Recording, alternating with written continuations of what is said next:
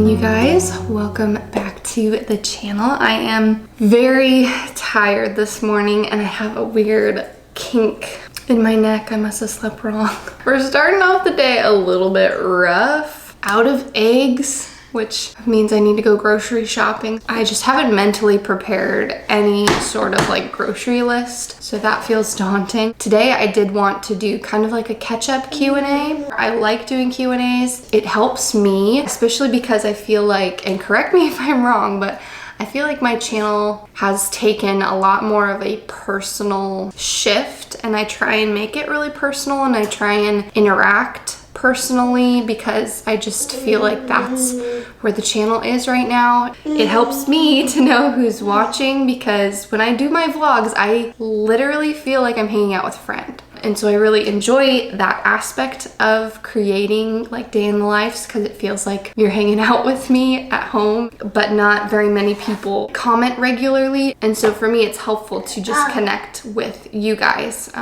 And so thank you for those of you who asked some questions. I'm going to answer some of those today. Did you finish all your bananas? All done? Yeah. Mommy's going to make some oatmeal. All right, so just made us some oatmeal. Eggs and spinach is usually our go-to breakfast, but this is just plain oats, wild blueberries, maple syrup, and chia seeds. So Elliot and I will split this for breakfast. Whoa. Whoa, whoa, whoa. You're rearranging furniture? Okay, so I just put Elliot down for his morning nap and I'm gonna sit and do my little devotional and study. I might do a little bit of reading. I'm almost done with this book. I only have like 3 chapters left, I think. But someone had asked, how do you balance your relationship with God and your family? For me, I can't be like a good member of my family. Like I can't be a good wife, a good mom, a good anything if I'm not prioritizing time with the Lord. For me, I have to find a consistent pocket of time to spend with God. For probably the past year, it's been during his first nap. I'm really excited because spring is just around the corner and I usually love to sit out on the deck and do my quiet time, and it's just so peaceful, and I have my coffee and I listen to the birds and the sun's rising, and it's beautiful, gorgeous, peaceful. But I still prioritized spending time with the Lord during this pocket of time because it is the most consistent, and I've fought for that. I have fought for this being that time because so many times I want to get tasks done. Like I have a sink full of dishes that is in the back of my mind, like nagging at me, but this is priority. So when I spend time with the Lord, I feel like it allows me, not even allows me, I feel like it empowers me to be a better mom, a better wife, just a more patient person, because the demands of parenthood and motherhood are high. I get frustrated really easily, and so I need the Lord to just kind of refocus me and be my strength. So yeah, I definitely have to prioritize this because it's super important.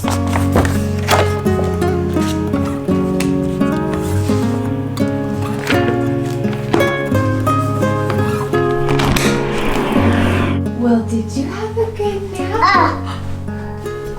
Stomp, stomp, clap, clap. Amen. Okay, so another question was, what are some activities, toys, games that your little one enjoys? I have a boy around your son's age and looking for recommendations. Actually, funnily enough, we are trying to transition out of like TV time and like kind of doing a screen detox because I found myself way too heavily relying on it to get anything done. You found a book? You want to read that book? Okay. Little one, do you know? Do you know God loves you so? Thank God for his love and care. And then a kiss. Oh, sweet kiss. We've tried to do kind of like sensory bins. I did Cheerios and like I hid little people and little carrots and stuff in there and just toys for him to find, and then I wasn't worried that if he were to like eat the Cheerios or put the Cheerios in his mouth that he wasn't gonna like choke on something. A new thing that he really likes, and he's probably gonna hear me say it, bubbles. But he really likes those, and I will blow them in the house. Like, it doesn't really matter to me if there's some soap on the floor. It's bedtime for Zoe. First, she picks up her toys. Zoe loves to splash and play in the water. So yeah, we're definitely trying to get like more creative with things to entertain him. I like to let him play with pots and pans in the kitchen. I have like separate measuring cups and stuff for him to play with. We have little magnets that have animals on them. He likes to transfer those from like the fridge to the dishwasher and stuff. We go outside a lot. He loves going outside. He loves trucks, cars, wooden cars and stuff from Melissa and Doug that he really likes. He also likes these Mario Kart cars. All of his Love Every toys he absolutely loves, and I do a rotation so it keeps them fresh. And then also I kind of like keep something like this out. You want to go on your horsey? So the horse was given to us by Nick's parents, so something like a little bit bigger for him to kind of play and climb on. And then I also have like his little climbing gym. I have the nugget couches. Something that's a little bit bigger allows him to kind of climb and explore. And then I feel like the Love Every toys are good for like kind of intricate mind play. But those are things that he likes. Hi, sweet.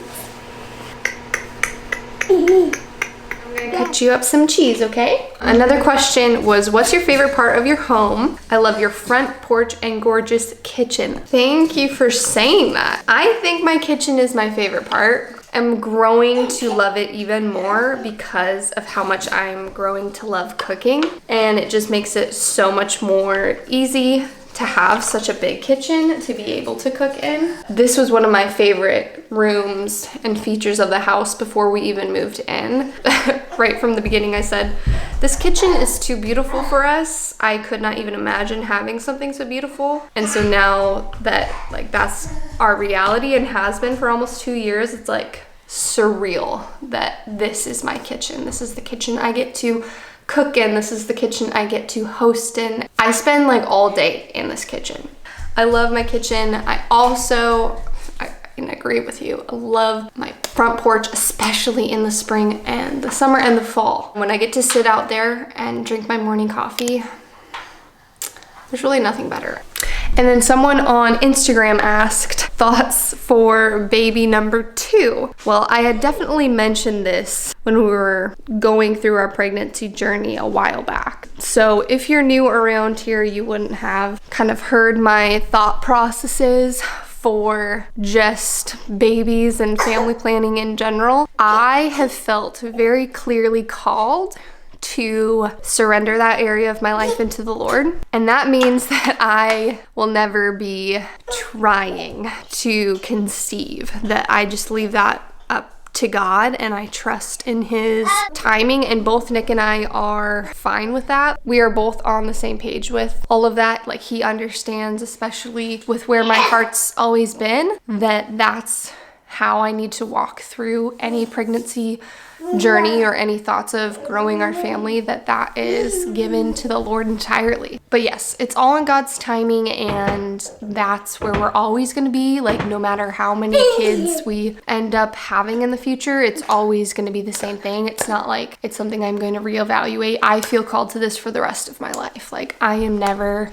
going to take those reins and track my cycles or track my ovulation or anything like that. That's completely in God's hands, and I trust that. And even in months where I feel like anxious about it, I still know that God knows what's best for me way more than I can, because He can see the future and I can't. So if I want something or I don't want something at one time, I still know that He is in control. And that's the mindset that we are taking for just the future of our family.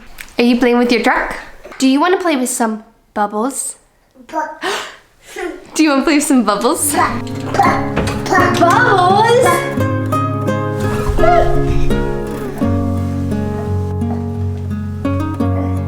Wow, look! So recently, Elliot's been, rearranging furniture all over the place. He just wants to show everybody how strong he is, so he just moves furniture all over the house. I have not made my coffee for the day, so I think I'm just gonna make an Americano. It's quick, it's easy, and I don't know, lately I have not been feeling like a latte. Do you want to help mommy make coffee? Let's make some coffee. Smells good, doesn't it? Can you push that button? Tamp.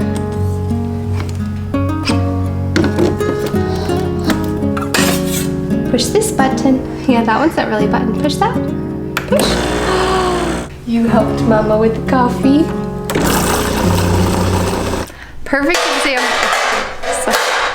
Perfect example. This is what I let him do when we're in the kitchen. He'll pull that drawer out and he'll play with all the pots and the pans.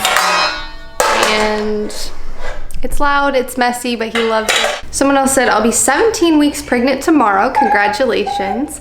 What's your number one piece? Sorry, mom life. What's your number one piece of advice for a first-time mom? So I did make an entire video, which I can leave linked in the cards. And that was just advice for new moms from a new mom. I think, was I like 3 or 4 months in? I think the thing that plagued me the most as a new mom was that constant worry that I wouldn't know what to do, or I was comparing my journey to somebody else's, and there's so much information online that I felt very plagued by having to do things the right way, and then I'd read one thing and it would contradict another thing, and it gets overwhelming, the amount of people's advice that you hear, the amount of stuff you see on social media, online, articles, books that will all contradict one another on how to parent and how to mother. My number one advice is to trust your God-given instinct. When I became a mom, a light switch went off. It's like I instinctively knew what to do for my baby and what he would need. When I would read something, trust how it made me feel. Did it make me feel uncomfortable? Did it not feel like something I feel called to do or felt like it was right for my specific baby or knew it wouldn't work? God gives you these amazing instincts to just know your baby and know what they need. It's truly one of the most beautiful things to experience in motherhood, is just that instinct that you have with your specific baby. And it's, every mom has their own motherly instincts toward their children. And I just think that that's so cool. It's the way that God designed us. We're attached to these humans in a way that no one else can be. And so trust that God gives us that ability and that power to care for our little ones the way that they need to be cared for. Don't pay so much attention to, hey bub, we're not gonna touch that. Don't pay so much attention to all of these experts. I mean, you can learn from people, but like, trust your instinct. If something feels off or not right, then don't do it. And just, you know, I didn't have those motherly instincts until Elliot was born. Even in my pregnancy with him, I didn't have that yet until he was born, and then it happened. I hope that's helpful. I hope that's reassuring. You've got this. You will be equipped with everything you need when that baby is born. I'm getting a little warm now.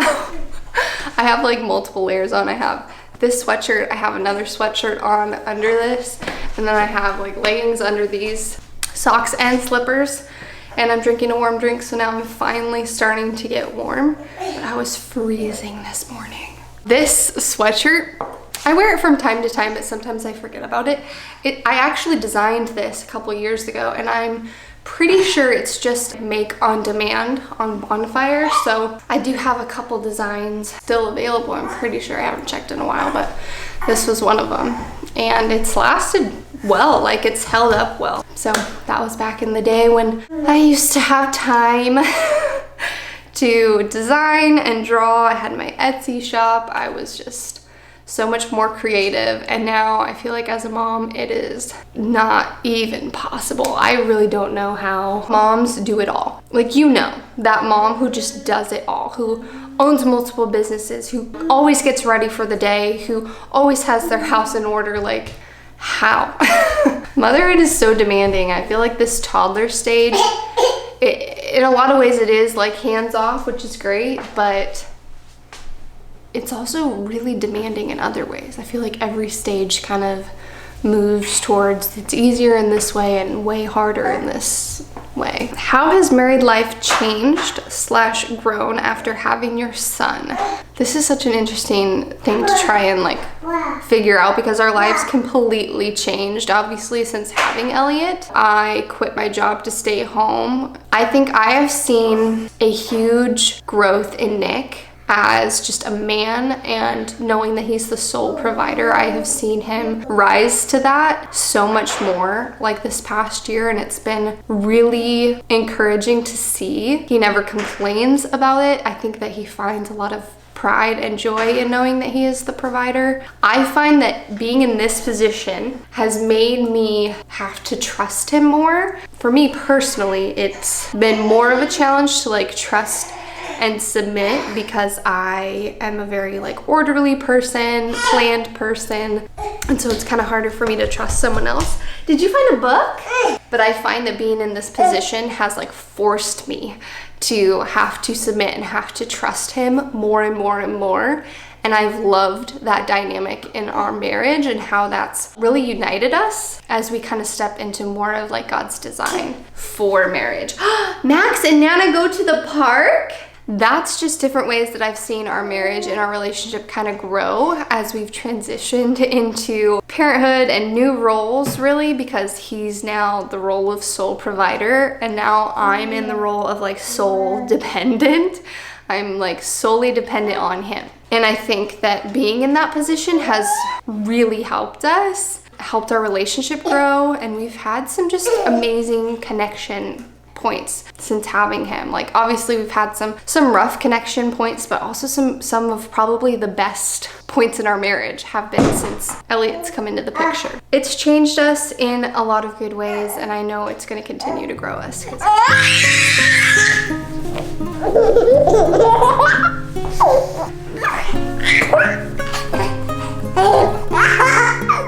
I just put Elliot down for a nap, and I wanted to show you just the aftermath of no TV time.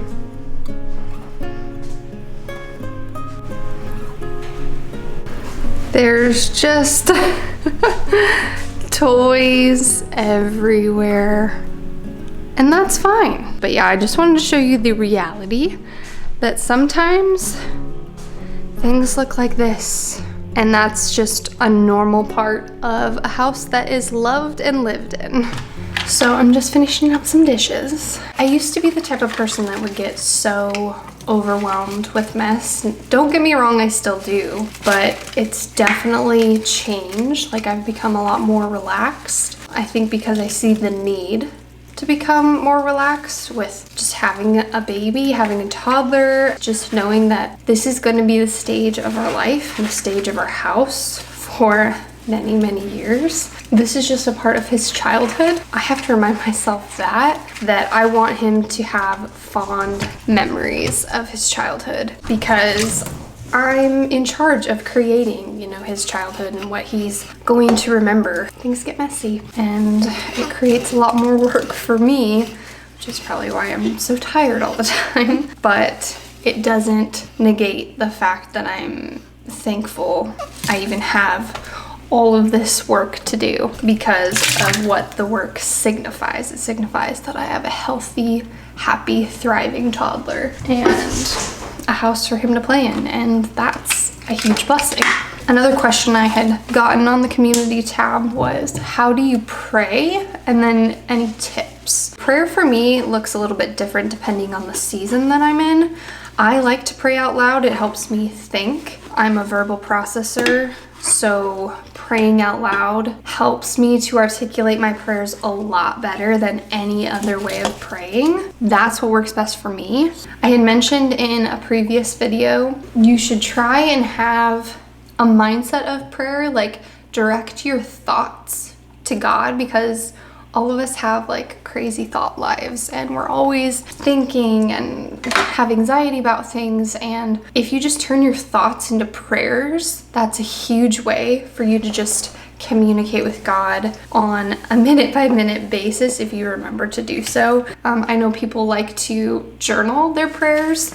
I find that is hard for me to concentrate on as well, and it takes me a lot longer than just sitting down and having a conversation with God like he was in the room with me, that helps me. That helps my mind and helps me feel very connected with him. I used to pray in the car on my way to work every single morning for years. And that was just a really helpful habit to form because I'm doing the same thing every day. I'm in the same place every day. And so it was easy for me, like right when I would get in the car and I just start praying. And I was in such a habit of doing that. I loved that. I loved that time with the Lord. I think my commute, the first year I was doing it was like 7 minutes, so it really wasn't that long. And then we moved and my commute became like 30 minutes, and so it was just like this beautiful time, uninterrupted, praying in the car. And sometimes I still do, like on the rare occasions that I get a little afternoon to myself and Nick watches Elliot and I can go and do something, I will pray in the car. It doesn't happen very often. It's maybe only happened 2 or 3 times since having Elliot, but it's like I miss that old habit. So if you have something like that, if you have a commute to work, it's a great way to just devote that time to prayer instead of just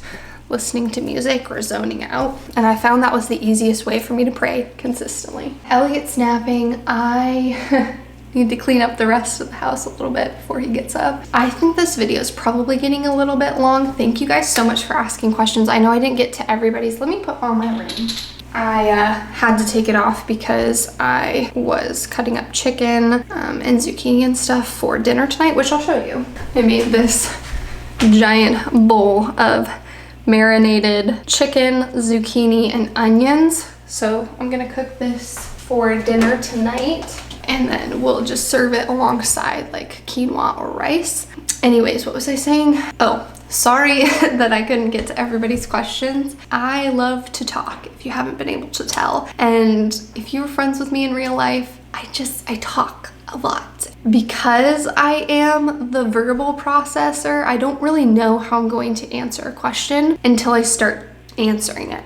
So then it leads me to another thing, leads me to another thing and another thing. And so it's really hard for me to be concise. Maybe in one of the next vlogs or the vlog after this, maybe I'll answer some of the ones that I didn't get to because I'm just a chatty Cathy. Thank you guys so much for watching this video. If you liked it, please give it a thumbs up. Thank you again for commenting and asking questions. It really does help me feel connected to you guys, and that's one of my favorite things about doing these vlogs and doing YouTube like this on like a more personal scale. I really do feel like I can connect with you guys. And it helps me as a stay-at-home mom who tends to be pretty lonely. Like I said, when I vlog, it feels like I'm hanging out with a friend. So thanks for hanging out with me today, and I will see you in the next video.